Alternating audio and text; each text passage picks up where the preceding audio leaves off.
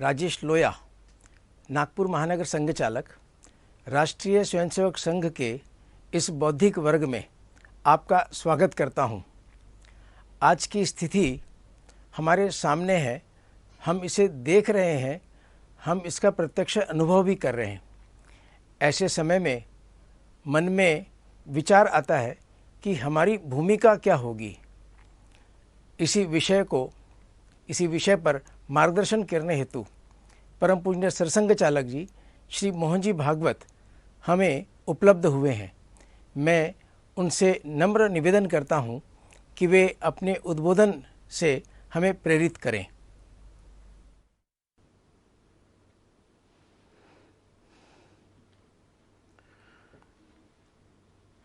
माननीय महानगर संघ चालक जी, संघ के अधिकारी गण, आत्मीय स्वयंसेवक बंधु, सज्जन वृंद, माता भगिनी,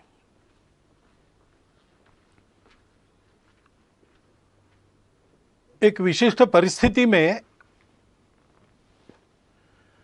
आधुनिक तकनीकी का उपयोग करके पर्दे पर ये हमारी भेंट हो रही है। कोरोना की महामारी से सारी दुनिया जूझ रही है और उस बीमारी के साथ लड़ाई का एक अनिवार्य अंग है घर में बंद रहना, सारे कामधाम बंद करके बैठे रहना, घर में बंद रहकर जितना हो सकता है उतना करना। तो हमारे संघ के कई स्वयंसेवकों को लगता होगा कि हमारी शाखाएं अभी मैदान पर लगना बंद है,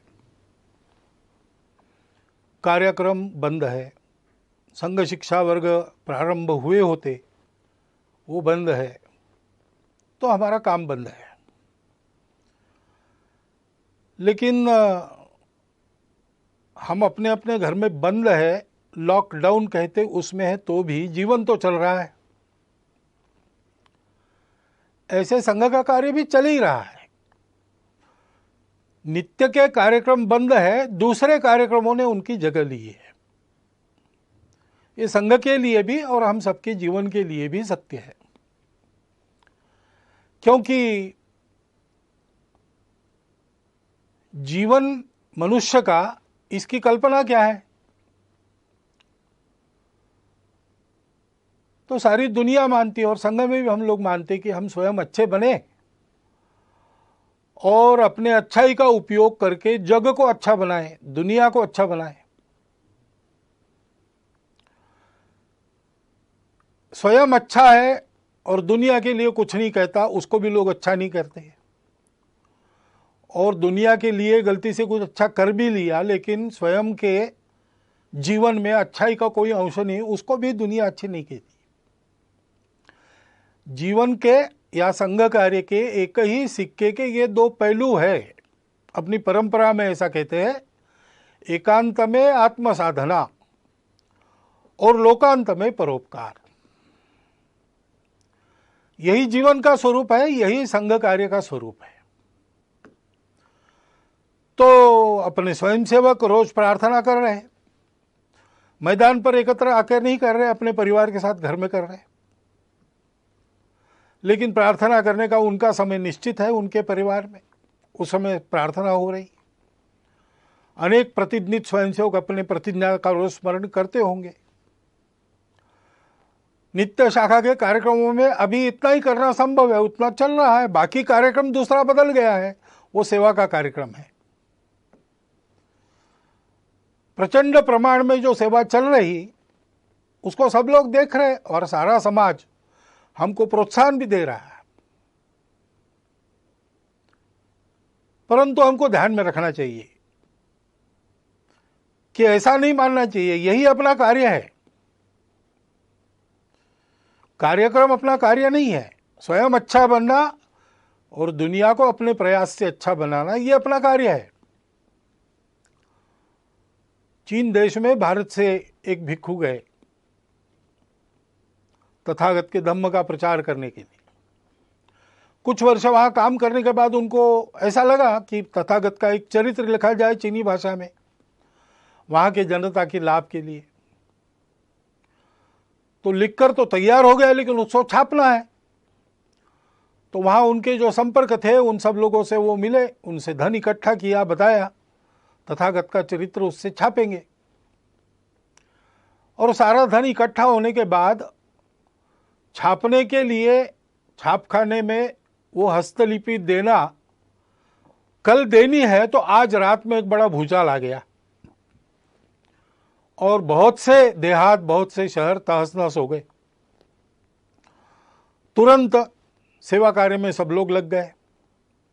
तो पुस्तक के लिए जो धन लाया था उसका स्वाभाविक उपयोग लोगों की राहत के लिए हो गया, वो धन समाप्त हो गया। इसलिए सारा वो राहत कार्य पूरा होने के बाद फिर से भिक्खू ने सबको बताया कि धन तो दिया था आप लोगों ने, लेकिन वो ऐसे काम में हो गया खर्च, तो और एक बार धन संकलन। फिर से वैसा किया। फिर जब छापखाने में जाना था उसके पहले कुछ दिन एक बड़ी बाढ़ आ गई, फिर से राहत कार्य करना पड़ा, सारा संकलित धन उसमें व्यय हो गया। फिर जाकर लोगों को समझाया, लोग भी समझ गए। तीसरी बार धन संकलन हुआ, इस बार कोई आपत्ति नहीं। हस्तलिपि छापखाने में गई, मुद्रित होकर किताब तैयार हुई, किताब का धूमधाम से प्रकाशन हुआ लोगों ने, और उस किताब को बड़े श्रद्धापूर्वक खरीदा। और पढ़ने के लिए अपने अपने घर में जब लोगों ने उसको खोला तो पहले पन्ने पर लिखा था कि ये तथागत के चीनी भाषा में चरित्र की तीसरी आवृत्ति है। यानी लिखित चरित्र एक चरित्र का स्वरूप है, लेकिन उस चरित्र का जो संदेश है दुनिया की दुख मुक्ति, उसको आचरण में उसके पहले 2 बार लाके दिखाया गया, तो वो भी उस पुस्तक की आवृत्ति है। ऐसे हम आज जो कर रहे हैं वो भी कार्यक्रम बदल के संघ का ही कार्य कर रहे हैं, इस भावना से उसको करना। तो स्वाभाविक केवल संघ के लोगों के लिए नहीं, सभी के लिए कुछ बातें स्पष्ट हो जाती है। एक तो हम ये सेवा क्यों कर रहे हैं, उसकी प्रेरणा हमारी स्वार्थ की नहीं है, अपने अहंकार की तृप्ति या अपनी कीर्ति प्रसिद्धि के लिए ये नहीं करना है। जो लोग सहयोगी बनना चाहते उनको जानकारी हो इसलिए कुछ प्रसिद्ध करना पड़ता है।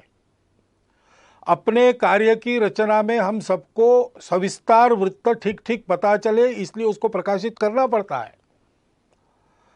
लोगों को प्रेरणा मिले इसलिए भी ऐसे कार्य में आने वाले अनुभवों का लेखन प्रकाशन करना पड़ता है। परंतु अपना डंका बजाने के लिए हम ये काम नहीं कर रहे। हम काम कर रहे हैं, ये अपना समाज है, अपना देश है, इसलिए इस स्वार्थ, भय, मजबूरी, प्रतिक्रिया या अहंकार, इन सब बातों से रहित आत्मीय वृत्ति का परिपाक है ये सेवा। और इसलिए इस सेवा में हम लोगों को निरंतर लगना है, निरहंकार वृत्ति से लगना है, श्रेय दूसरों को देना है। और अभी ये जो विशिष्ट आपत्ति है उसमें जो सेवा करनी है उसमें लोगों का प्रबोधन भी करना पड़ता है, कई बातें बतानी पड़ती है। तो बताने का परिणाम तभी होता है जब हम उसका पालन करते हैं।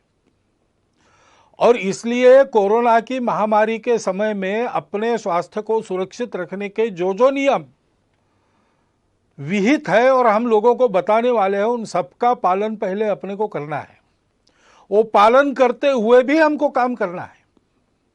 घर के बाहर निकलना पड़ेगा, लेकिन नियम बना है कि उसके लिए अनुमति चाहिए। लॉकडाउन है तो अनुमति पूर्वक ही काम करना, फिजिकल डिस्टेंस रखना है, अंतर रखना है, वो अंतर रखकर काम करना पड़ेगा। छोटी छोटी बातों में भी सहज रहकर स्वयं उसके पालन का उदाहरण बनकर हमको लोगों को बताना है। और हम ये कर सकते हैं। महामारी नई है, उसने कहर मचाया है, लेकिन उससे डर जाने की आवश्यकता नहीं है। डरने से काम नहीं होता, डरने से संकट का बल ज्यादा बढ़ता है। अपना संतुलन कायम रख के मन में भय का लवलेश न रखते हुए ठंडे दिमाग से कौन से उपाय करने हैं, कैसे करने पड़ेंगे, क्या क्या करना पड़ेगा, इसकी योजना बनाकर हम काम करते हैं तो वो काम यशस्वी होता है। आत्मविश्वास युक्त ऐसा अपना सुनियोजित प्रयास करना है, भय से रहित होकर, और सातत्यपूर्वक प्रयास करना है, क्योंकि ये बीमारी नहीं है। इसमें निश्चित क्या क्या हो सकता है इसके अनुमान लगते, जैसे जैसे अनुभव आता है वैसे ही पता चल रहा है। और इसलिए अब ये कितना चलेगा पता नहीं, जल्दी से जल्दी समाप्त हो ये पूरा प्रयास हम करेंगे, लेकिन जितने दिन चलेगा उतने दिन पीड़ित लोगों को राहत देने के और ये बीमारी न फैले उसके प्रयास जारी रखने पड़ेंगे। बीच में ही छोड़ दिया तो यशस्वी नहीं होंगे। एक आदमी सब तरफ से कंगाल हो गया, निराश हो गया, उसको ऐसा लगा हम आत्महत्या करेंगे, लेकिन कुछ उसके जेब में पैसा था, कुछ दिन जीने का सामान उसके पास था, तो उसको ऐसा लगा कि पहले इसको खर्चा कर देते हैं और बिल्कुल ही कफलक होकर मर जाएंगे। इसलिए वो बड़े शहर में गया कि वहां पर जुआ खेलेंगे और ये सारा धन उड़ा देंगे, फिर मर जाएंगे।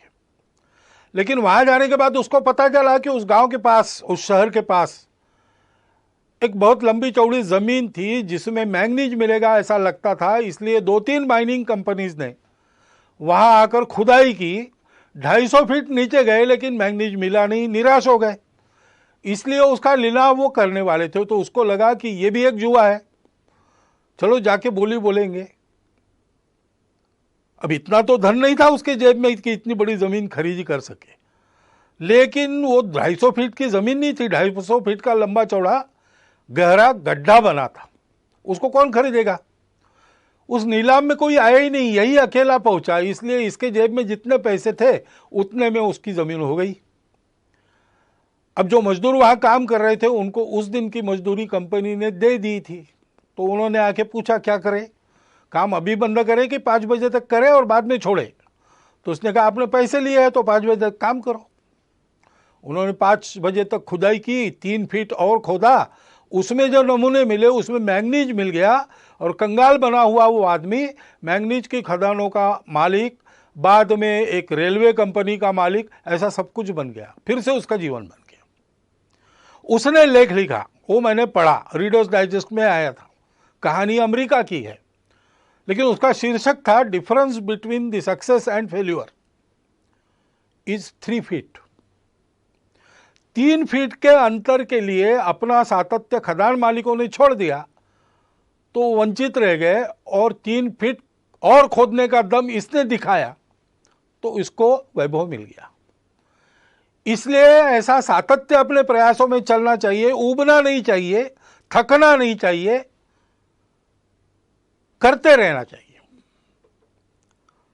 सबके लिए करना है, इसमें कोई भेद नहीं है।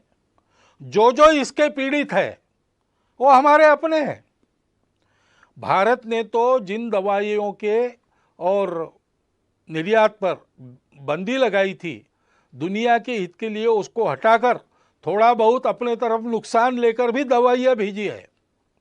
जो मांगेंगे उसको देंगे, क्योंकि यह हमारा स्वभाव है। हम मनुष्यों में भेद नहीं करते, और ऐसे प्रसंगों में तो बिल्कुल नहीं करते।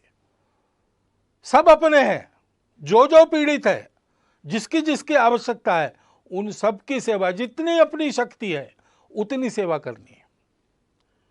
और ये सेवा करते समय कोई स्पर्धा तो है नहीं, अपनी कीर्ति फहराने के लिए दुनिया भर में हम काम नहीं कर रहे। इसलिए जो इस काम में लगे उन सबको साथ लेकर, उन सबके साथ रहकर काम करना है, सामूहिकता से काम करना है।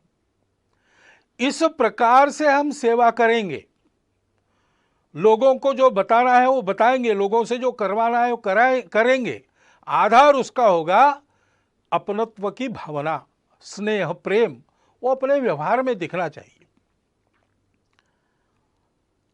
काम अच्छा होना चाहिए, सेवा का काम है, उपकार तो है नहीं, हम अपने लोगों का काम कर रहे हैं, इसलिए वो उत्तम होना चाहिए, प्रेम से होना चाहिए।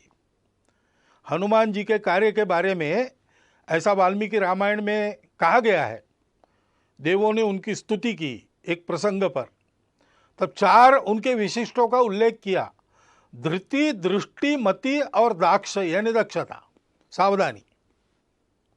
सावधानी आवश्यक है, हम काम करेंगे लेकिन हम काम करते रहे, इसलिए काम करते करते हम बीमार न हो जाए, इसलिए आजकल आयुष मंत्रालय के द्वारा एक समर्थित काढ़ा है, उसको हमने रोज पीना चाहिए। बाकी मास्क लगाना, अंतर रखना, ये सारी बातें, हाथ धोना, स्वच्छता रखना, हम स्वयं चिंता करें कि हम काम करने लायक रहे। अपनी मदद जिनको वास्तविक आवश्यकता है उन तक पहुंचे। दूर तो लोग भी रहते हैं दुनिया में, वो हमारी मदद लेके चले न जाए, इसलिए बहुत सावधानी पूर्वक सजगता से काम करना पड़ेगा। कोई छूट न जाए, जिसको आवश्यक है उन सबके पास मदद पहुंचे, ऐसा काम करना पड़ेगा। बुद्धि ठीक रखनी पड़ेगी, किसको किस बात की आवश्यकता है। सामान्य सूचनाएं सबके लिए दी जाती है, लेकिन कुछ विशेष भी परिस्थितियां रहती है, उसमें उस प्रकार की राहत मिले ऐसा प्रयत्न करना पड़ता है। और इसलिए लीक में चलते हुए भी लीक का विचार कर चलना पड़ता है। अनुशासन में चलते हुए भी अनुशासन इतना लचीला होना पड़ता है कि अपने सेवा के दायरे में, सेवा के लाभ लेने वालों में सब आवश्यकता जिनको है ऐसे लोग आ जाए। फिर दृष्टि की बात है, हम ये सब बताएंगे, ये सब करवाएंगे तो आदतें भी लोगों के ठीक रहे। आदतें ठीक न रखने के कारण भी ये बीमारियां आती है, तो ये अनुभव लोग ले रहे हैं, अब उनकी मनोभूमिका तैयार है, तो हमने अच्छाई का प्रचार प्रसार भी लगे हाथ करते रहना चाहिए। ये केवल कार्यक्रम नहीं है, इसमें से हम लोगों के जीवन को सुरक्षित कर रहे हैं और लोगों के जीवन को गढ़ भी रहे हैं। अपने पवित्र समाज का संरक्षण और सर्वांगीण उन्नति, ये हमारी प्रतिज्ञा है, और इसलिए उस दृष्टि को ध्यान में रखकर हमको काम करना है और धैर्य रखना है। कितने दिन ऐसा करके नहीं होगा, जब तक पूरा नहीं होता तब तक करते रहना है, सतत करना है। ऐसा करते रहना, और ऐसा करते रहते समय ये जैसे गुण है हनुमान जी से, वैसे विदुर नीति में एक बात बताइए, दोषों को टालने की। षट दोषा पुरुषेणेह हातव्याम भूतिमिच्छताम।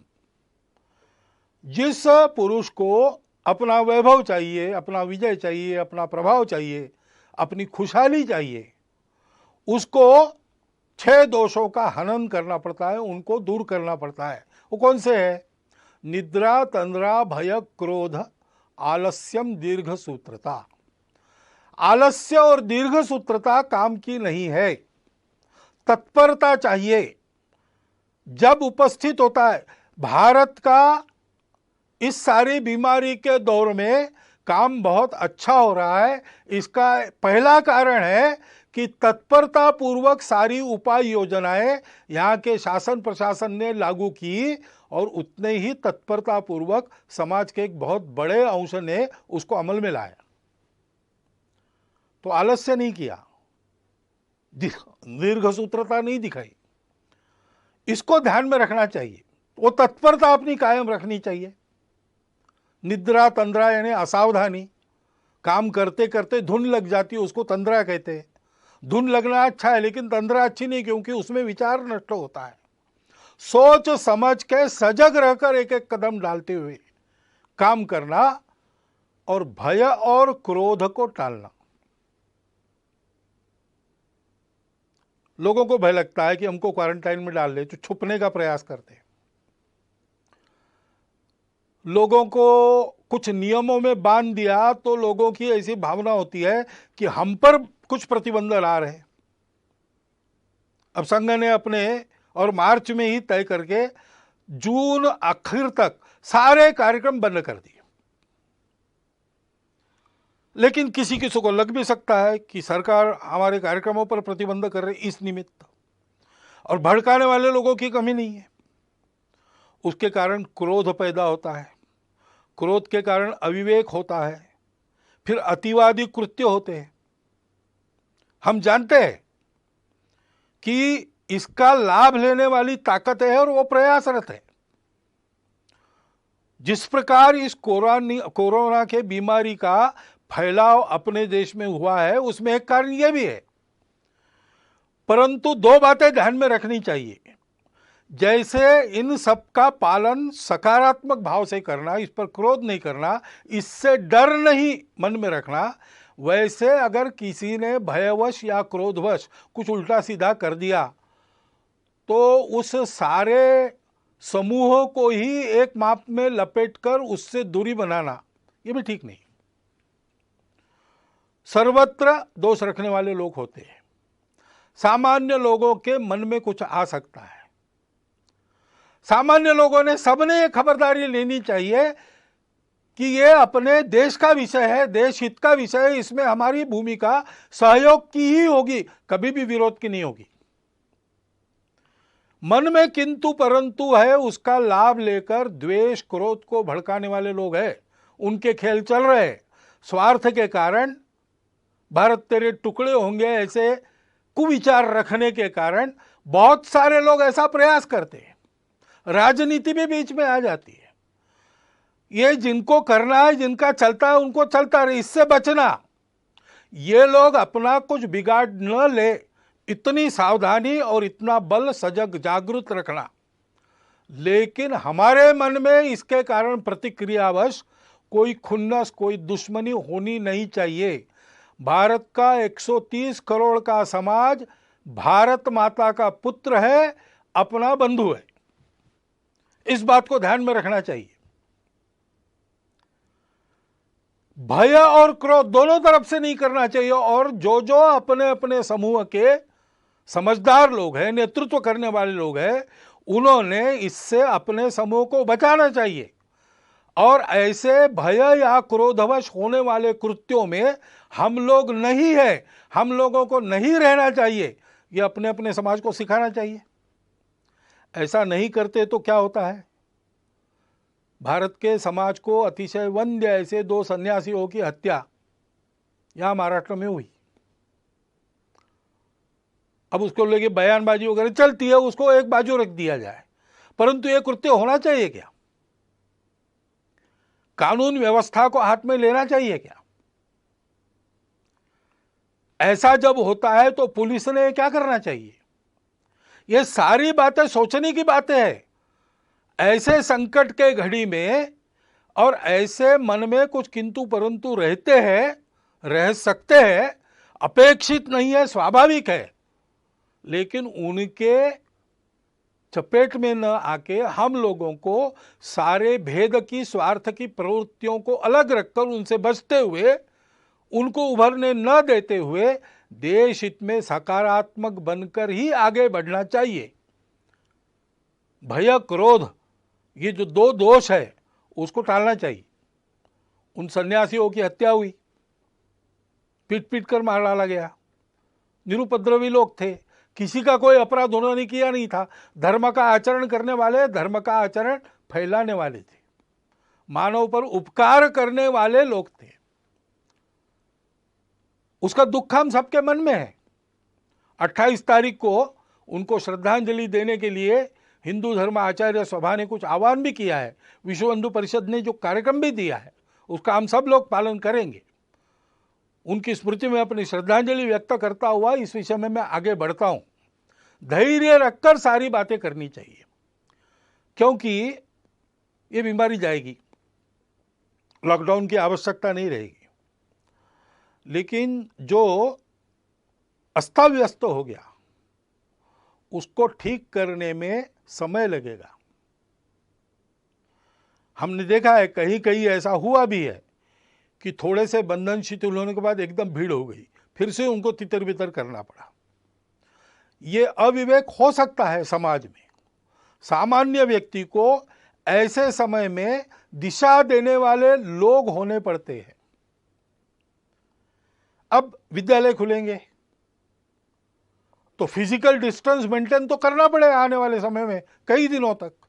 उसकी व्यवस्था कैसे होगी वो बताना भी पड़ेगा। समाज के लोगों को इकट्ठा के ये कैसे हो सकता है सोचना भी पड़ेगा।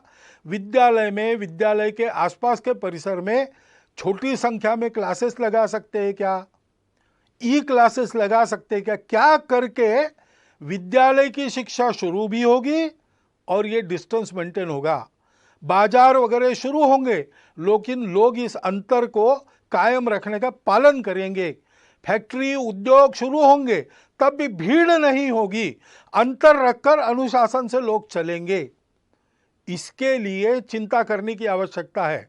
यानी राहत पहुंचाने का काम शायद कम हो सकता है, परंतु फिर से ये बीमारी न आए, उतावली न हो, इसके लिए समाज को दिशा देने का काम हमको करते रहना पड़ेगा। ये सारे काम होने हैं तो समाज में एक सद्भाव, सदाचार, सहयोग का वातावरण बनना चाहिए। समाज के सारे जनमान्य लोगों को इकट्ठा करके उनके द्वारा ये बात करवानी होगी, संवाद रखना पड़ेगा। अनुशासन पालन के बारे में स्वयं का उदाहरण और उपदेश उन लोगों को रखना पड़ेगा। उसके लिए उनके साथ भी बात करनी पड़ेगी। लोगों की क्षमता, प्रतिकार क्षमता बढ़े। कई आयुर्वेदिक उपाय है, योग है, व्यायाम है, तरह तरह के प्राणायाम है। उपाय तो अपना स्वास्थ्य मंत्रालय भी बता रहा है और जगह जगह के चिकित्सक भी बता रहे हैं। उसका नित्य नियमित आचरण करने का एक क्रम कुटुंबों में चलना चाहिए। कुटुंबों में संस्कार का वातावरण होना चाहिए। शांत दिमाग से किसी भी भय यानी पैनिक के चपेट में हम ना आते हुए जो करना है वो कर्तव्य ठीक से करना, इस प्रकार का स्वभाव बनने के लिए कुटुंब में भी उस प्रकार के स्वभाव का संस्कार होना चाहिए। इसके हमको प्रयास करने पड़ेंगे और प्रयास में वही क्रम रहेगा। हमको उदाहरण बनना पड़ेगा, हमको समुपदेशन करना पड़ेगा, हमको अपनी सेवा से सबको जोड़ना पड़ेगा और सबका सहयोग जुटाना पड़ेगा। ये बीमारी पहली बार आई है इस प्रकार की सारे दुनिया में एक साथ। शायद ही पिछले और कुछ शतकों के इतिहास में विश्व पहली बार ऐसे संकट का सामना कर रहा है। तो संकट तो है और हम लड़ तो रहे, लेकिन ये संकट कुछ सिखा भी रहा है। जैसे प्रधानमंत्री ने ही पिछले दिनों में कहा सरपंचों को कि ये संकट हमको स्वावलंबन की सीख दे रहा है।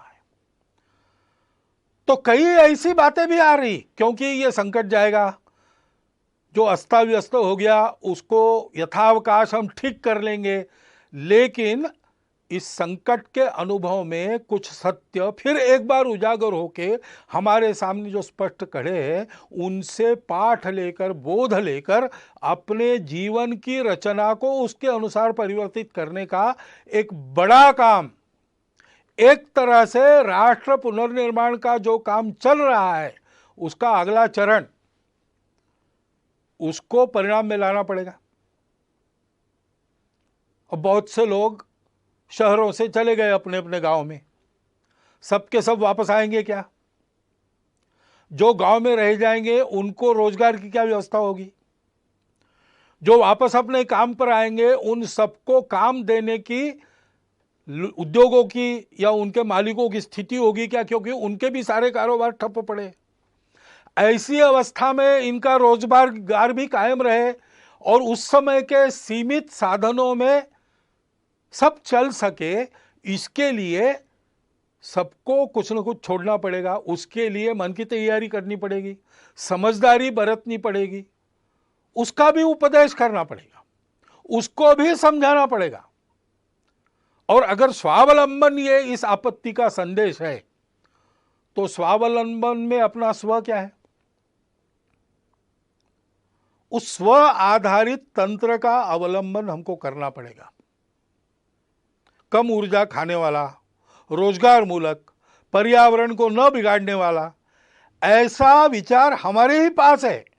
उसके आधार पर एक युगानुकूल रचना अपने अर्थनीति की, अपने विकास नीति की, अपने तांत्रिकी की हमको करनी पड़ेगी।